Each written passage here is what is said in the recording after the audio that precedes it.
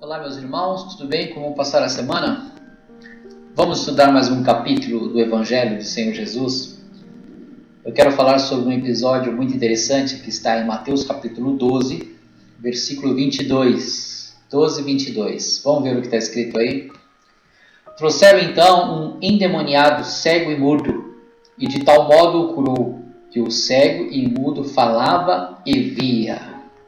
E toda a multidão se admirava e dizia: não é este o filho de Davi? Mas os fariseus, ouvindo isto, diziam: este não expulsa os demônios, senão por Beelzebul, príncipe dos demônios.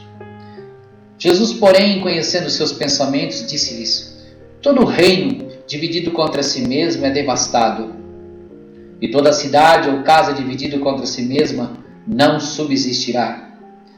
E se Satanás expulsa a Satanás, está dividido contra si mesmo. Como subsistirá, pois, o seu reino?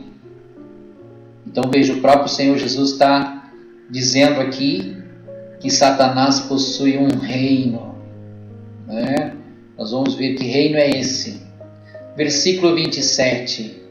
E se eu expulso os demônios por Beelzebul, por quem expulsam então vossos filhos? Portanto, eles mesmos serão os vossos juízes. Mas se eu expulso os demônios pelo Espírito de Deus, logo é chegado a vós o reino de Deus. Então, olha, se Jesus está dizendo, se eu expulso os demônios pelo Espírito de Deus, então é chegado o reino de Deus. Então, percebemos que até aquele momento ali, o reino das trevas estava governando tudo, não é verdade? Então, chegou agora o reino de Deus. Jesus está trazendo um novo momento. E isso é interessante porque o Evangelho de Jesus, ele sempre foi pautado em falar sobre o reino. Mas as coisas começaram um pouco diferente de tudo. Né? Você vê que quando Jesus chega, ele começa a pregar sobre o reino, as parábolas ele sempre fala sobre o reino, e ele fala, busquem primeiro o reino de Deus e as demais coisas serão acrescentadas, Lucas 12, 31, e os enviou a pregar o reino de Deus e a curar os enfermos. Ele prosseguiu dizendo, o reino de Deus é semelhante a um homem que lança semente sobre a terra. O reino dos céus, pois, será semelhante a 10 virgens que pegaram suas candeeiras e saíram para encontrar-se com o noivo. Mas Jesus chamou a si as crianças e disse, deixe vir as minhas crianças e não as impeçam, pois o reino de Deus pertence aos que são semelhantes a elas. E inveja, embriaguez, orgias e coisas semelhantes, eu os advirto, como antes já adverti, que os que praticam essas coisas não herdarão o reino de Deus. Então você observa que sempre Jesus está falando de um reino, de um governo. Jesus não veio falar sobre uma religião. Ele não se associou a uma religião. Jesus ele é um muçulmano, Jesus é como um budista, Jesus é como um espírita, que a gente define ali algo relacionado a uma religião. Jesus ele traz uma ideia totalmente diferente. Jesus ele está falando de algo diferente, ele está falando de reino. Mas tudo começou lá atrás porque existia um terceiro reino, né? Existia o reino do homem. Em Gênesis capítulo 1, 26, nós estudamos, né, no comecinho do ano, a respeito do ano passado, né, a respeito da criação de todas as coisas. Em Gênesis 1, 26, lá ele revela, né, que Deus criou todas as coisas nos céus e na terra. E olha que interessante. E disse Deus, façamos o homem à nossa imagem, conforme a nossa semelhança, e domine sobre os peixes do mar, sobre as aves dos céus, e sobre o gado, e sobre a terra, sobre todo réptil que se move sobre a terra. Então Deus deu ao homem um governo, né? Ele diz para o homem, domine sobre tudo, sobre os animais, sobre o que está sobre a terra, sobre as plantas, sobre o réptil, tudo, sobre as aves. Então ao homem foi dado um governo natural aí, né? Um governo sobre o mineral, vegetal, animal. Então, tudo que nós conhecemos sobre espécie nesse planeta, Deus deu ao homem. Mas o homem, ele caiu, né, no pecado, ele perdeu o seu governo e ficou uma coisa complicada. Nós estudamos sobre a queda do homem. E Lucas 4, 6, nós estudamos, né, nesse evangelho, quando Jesus foi tentado no deserto. Olha a proposta que o diabo faz para Jesus. Lucas capítulo 4, versículo 6. E disse-lhe: eu lhes darei todo esse poder e toda esta riqueza, pois tudo isto me foi dado, né, ou entregue, e posso dar a quem eu quiser. Então o reino do homem já não existe mais. O reino do homem foi entregue, né, para o reino das trevas, né? O reino das trevas aí é o que começou a governar sobre o reino do homem, e tudo se tornou uma coisa só. Então nós temos dois reinos bem definidos: o reino das trevas e o reino da luz. O reino do homem é um reino caído e está sobre o governo do reino das trevas. E o reino da luz é o reino dos céus, é o reino de Deus. E Jesus, ele veio e ele enfatiza sobre isso. Ele começa o seu ministério. Você vai ver lá que no primeiro capítulo ele aparece pregando e ele fala: arrependei-vos, porque é chegado o reino dos céus. A palavra arrependimento não é um sentimento de tristeza por algo errado que a gente possa ter feito. O verdadeiro significado da palavra arrependimento significa mudança de pensamento, mudança de atitude. Então quando Jesus fala arrependei-vos, mudem a sua forma de pensar, mude a sua forma de enxergar as coisas, tome uma atitude, porque chegou agora o reino dos céus. Isso é muito forte, isso é muito poderoso.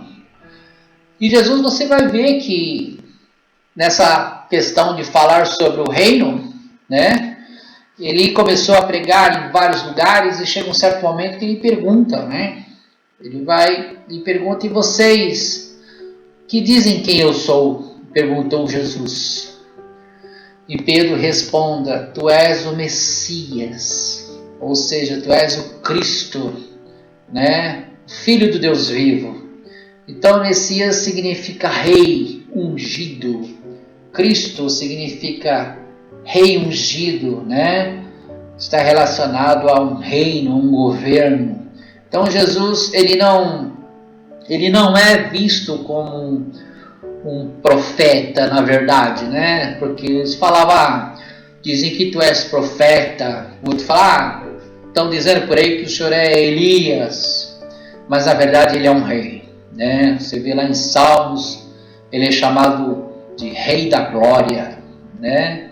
Rei da Glória, que coisa maravilhosa, né? O Senhor Jesus, ele tem que ser visto como um rei, como aquele que governa sobre todas as coisas. Tudo foi criado por ele, por intermédio dele e para ele. E todas as coisas que existem foram feitas por intermédio dele. Sem ele, nada do que existe aí, nada do que foi feito se fez. E todas as coisas funcionam porque ele age para que tudo funcione. As coisas não funcionam sozinhas. O Senhor Jesus é quem governa tudo. Mas quais são as características de um reino, de um governo? O governo tem uma bandeira, né? A Bíblia fala que o Senhor é o nosso estandarte, né? O Senhor é a nossa bandeira. Um reino tem súditos, né? Então os súditos são os seus servos, são aqueles que fazem a vontade de um governo, obedecem à ordem de um governo. Um reino também tem um exército, né? A Bíblia diz que o Senhor tem um exército, sim, um exército de anjos, são miríades e miríades de anjos.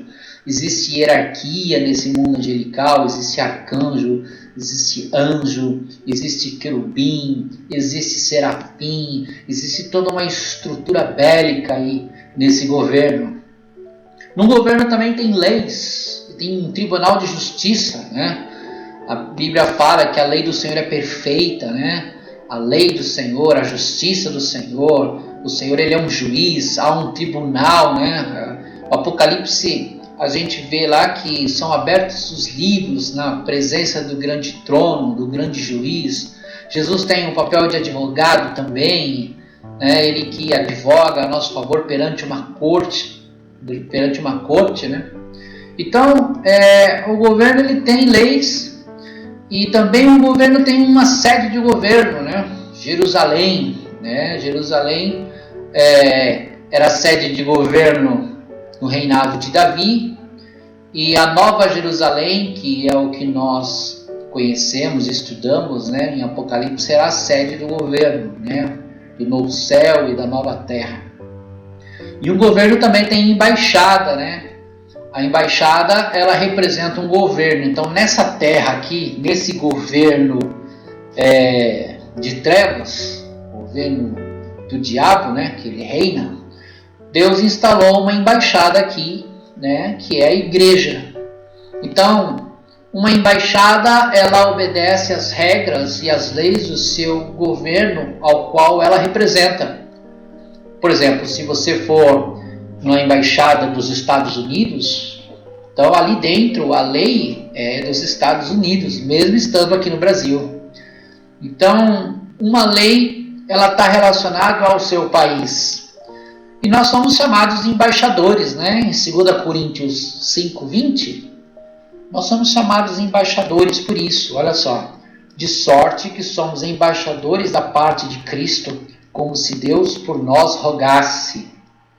2 Coríntios 5:20. Ou seja, embora nós estejamos nesse mundo, as leis que vigoram em nossas mentes e em nossos corações é a lei de Deus.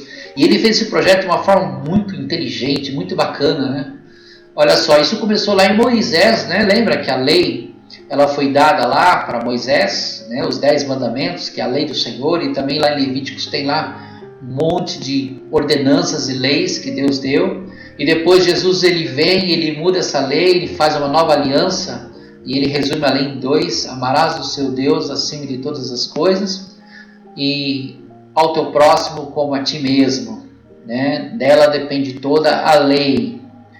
Então, quando nós nos enxergamos como embaixadores, representantes desse governo, e estando conscientes de que a lei do Senhor é o que realmente é o mais importante, né? Então, por exemplo, a lei desse mundo, que é um mundo caído, um mundo de trevas, um reino de trevas, ela institui algumas leis que nós, como embaixadores, não aprovamos. Por exemplo, casamentos de homossexuais. A lei do Senhor, ela não aprova isso. Então, na nossa embaixada, nós não vimos isso como uma lei a ser vista, né, conforme os olhos diante da lei de Deus. Porque a lei de Deus ela tem uma perspectiva diferente sobre esses aspectos.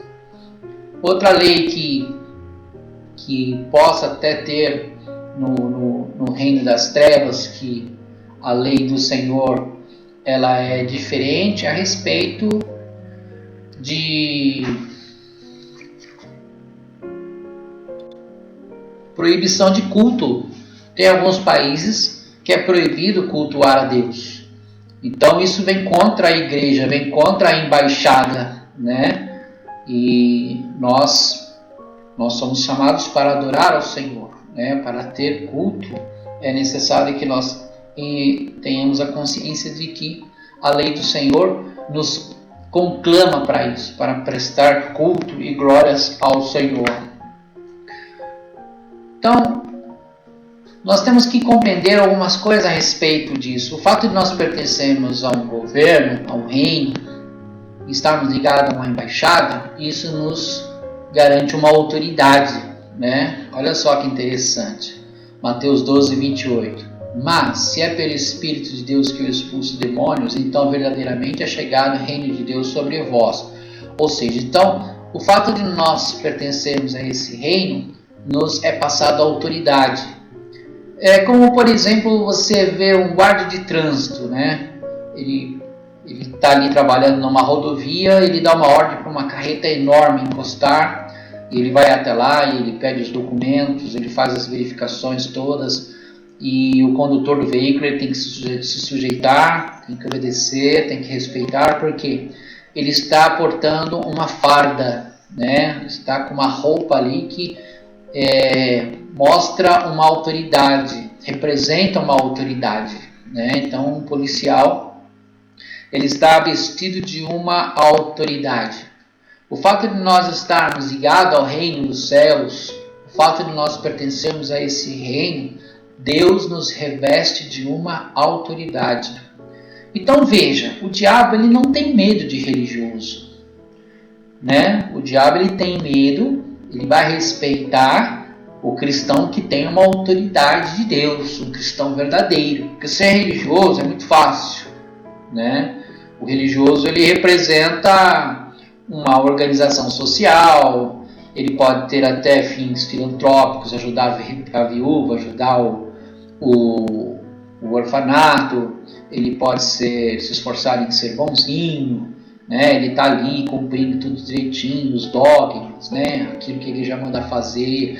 Agora, quem pertence ao reino de Deus é diferente, né? O cristão que ama a Deus, anda com Deus, a noiva de Cristo, aquele andar, aquele relacionamento íntimo com o Senhor Jesus que o faz ser filho de Deus de verdade. E a este é colocado uma autoridade. O Espírito Santo de Deus vive dentro dele, né? Então, a embaixada é instaurada ali. Isso é muito interessante, né? O cristão ele não tem noção da autoridade que está sobre ele. Jesus fala, vocês vão ter poder para fazer coisas até maiores do que eu faço, porque Jesus é o exemplo claro de realizar coisas representando esse reino, esse governo. A religião ela ensina piedade por esforço próprio, né? O religioso sem clausura, né? Você vê lá os monges se fecham lá, né? nos lugares, vão para os lugares altos lá, você vê lá, segue dogmas, regras rígidas de liderança. Você vai ver isso no islamismo, no budismo, hinduísmo, espiritismo, etc. O cristianismo também pode ser confundido com uma religião também, e muitas vezes o comportamento é semelhante. Isso se deve ao fato dos homens terem deturpado o sentido da palavra, porque o cristão significa pequenos cristos, né? Essa é o sentido da palavra cristão. E nós somos imitadores do Senhor Jesus em tudo, na forma como ele pensa, na forma que ele age, os seus valores, né? Então a salvação vem pela graça, não é pelo nosso esforço natural. E nós temos que ter um relacionamento íntimo com ele, nós temos que amá-lo. Então não está relacionado a um conjunto de regras. Tem uns homens que criam as regras aí, mais para ter um certo controle sobre o negócio, sobre a administração eclesiástica, também para a coisa não virar uma bagunça, né? Porque tem pessoas que não têm noção do que é certo, ou então não andam de uma forma íntima com Deus e entendem uma revelação de que as coisas têm que ter ordem, né? E, por exemplo, se a igreja não criar algumas regras sobre vestuário, você já imaginou como é que poderíamos ver as pessoas frequentando a igreja? As pessoas muitas vezes não têm noção do que é a forma de se portar. Então a igreja também ela cria algumas regras, como Paulo ensina, fala, nós precisamos nos portar com ordem e com decência, e como instituição às vezes criamos algumas regras, mas a essência do cristianismo não é essa. A essência do cristianismo ela é realmente você viver uma intimidade com o Senhor e ser um representante genuíno do reino dos céus. Mas as regras são importantes, também são necessárias para que tudo tenha ordem e decência, né? Eu acho que até os irmãos concordam comigo. É certo que tem algumas igrejas, alguns lugares que exageram um pouquinho nessas coisas, né? Então, de tudo tem a sua regra, toda regra tem a sua exceção. O que prevalece sempre é o bom senso. Isso é o que realmente é o que vai sempre prevalecer, é o que o Senhor fala, né? Paulo fala, renovação da vossa mente. Então, uma mente renovada, uma mente inteligente. O cristianismo tem que ser entendido, né? Então, quando nós entendemos de fato que é um cristianismo genuíno, inteligente, sublime, maravilhoso, nós não vamos nem ter que se preocupar tanto em ficar controlando regras, porque as pessoas, quando são transformadas e começam a andar com Jesus, elas próprias começam a fazer as mudanças dos seus valores, né? E isso é interessante. E Jesus traz uma mensagem diferente, né? Diferente da religião. O cristão, ele é chamado para ser luz, né? A luz, ela não fica enclausurada. A luz, ela não pode ficar debaixo da cama, né? Como Jesus fala, né? A candeia não pode ficar debaixo ou escondida. Ela tem que ser exposta, né? A luz, ela vai entrar nos lugares, ela vai longe, ela é incisiva. Nós também somos chamados de sal da terra, né? Sal da terra. O sal é o que não deixa apodrecer. Você pega uma carne ou um peixe, se você pôr em cima da mesa e deixar 3 dias ali, aquilo apodrece. Mas se você colocar sal, né? Por exemplo, o exemplo dos pertences de feijoada, o bacalhau que nós conhecemos, você pode deixar fora da geladeira ali muito tempo que ele não estraga mais, né? Então, o sal é o que impede esse mundo de apodrecer. Quando a igreja for arrebatada, esse mundo vai começar a apodrecer. Então a igreja, ela é o sal, ela é a luz, ela é realmente o que faz as coisas ter ainda um efeito moral, né? Nós vemos na política aí, hoje nós vemos muitas coisas complicadas. Uns defendem a esquerda, outros defendem a direita. A esquerda defende algumas coisas muito liberais que a direita não concorda. Então, nós vemos que também isso nós temos que estar muito atentos. Então, os cristãos, eles têm que ter essa mensagem de fazer o que é certo, de conhecer a palavra de Deus e combater aquilo que não é correto, porque dentro da igreja ela é vista como uma embaixada, no qual ela representa e tem as suas leis. Nós somos também chamados embaixadores do rei, e o cristão faz o império das trevas recuar, né? A Bíblia fala, as portas do inferno não prevalecerão contra a igreja. Então, se a igreja tiver um posicionamento firme, né? Deus, com o seu poder, com os seus anjos, ele vai defender os interesses do reino. Então, a igreja tem que estar alinhada, né? Tudo que está ligado, tudo que for ligado na terra também é ligado no céu, quando a gente tiver os mesmos interesses no qual a gente representa. Muitas pessoas pegam isso de uma forma pessoal, né? Mas não é. Esse versículo de estar ligado na terra, ligado no céu, tem que estar alinhado com os interesses do reino, não interesses pessoais. E quem nós somos, afinal, né? 1 Pedro 2,9 diz: vós, porém, são geração eleita, olha que lindo, sacerdócio real, né? Sacerdócio real, nação santa, ou seja, uma nação separada, um país separado, povo exclusivo de Deus. Olha só, é o único povo de Deus, só tem um, né? É a igreja, para anunciar as grandezas daquele que nos chamou das trevas para a sua maravilhosa luz. Olha só, nós somos uma geração eleita, somos um sacerdócio real, uma nação santa, um povo exclusivo de Deus. E qual a nossa função, né? A nossa função é anunciar as grandezas daquele que um dia nos chamou das trevas para a sua maravilhosa luz. Então nós saímos do reino das trevas e fomos transportados para o reino da luz, o reino de Deus. E nós trabalhamos para trazer mais pessoas, resgatar mais pessoas. A nossa função é tirar pessoas desse reino de trevas e trazer para esse reino de luz, né? E como isso? Anunciando as grandezas, anunciando as virtudes, anunciando as coisas maravilhosas do reino do Senhor Jesus. Isso faz com que as pessoas como nós um dia entendemos, nossa, que coisa incrível, e a gente deixa as práticas malignas, as práticas das trevas e consigamos mudar para o reino da luz e andar com o Senhor Jesus a cada dia em novidade de vida, né? Isso é muito bacana. E quando nós temos essa característica, ela se torna uma característica eterna, né? Olha só o que Apocalipse 1:6 diz. Apocalipse é o último livro da Bíblia, né? E fez de nós um reino de sacerdotes, a fim de servirmos ao seu Deus e Pai. A Jesus Cristo sejam dados a glória e o poder para todo o sempre. Amém. Olha só, é para todo sempre, para uma eternidade. Então o fato de nós sermos reis e sacerdotes nos coloca numa posição de eternidade, né? Olha que legal, né? Para todo o sempre. A Bíblia fala que o Senhor Jesus, ele é Rei dos Reis e Senhor dos Senhores, né? Então, quando nós, de fato, hoje nós já reinamos com Cristo, mas quando nós fomos transformados e fomos levados para o novo céu e a nova terra, né?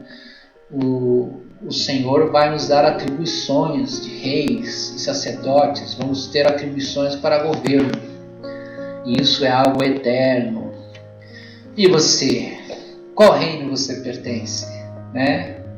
Reino dos céus, reino de Deus, ou reino das trevas, né? Se você tem um parente, um amigo que está perdido, desiludido, fale sobre isso para ele. Fale, o reino dos céus é muito maravilhoso, é muito bom. Que o Senhor possa abençoar a sua vida grandemente. Espero que essa lição possa ter contribuído para o seu conhecimento. Dá um joinha aí, um like e faça um comentário. Eu leio, né? Eu leio os comentários que as pessoas colocam. É muito bom estar com vocês. Que Deus abençoe, que vocês tenham um ótimo domingo e uma boa semana.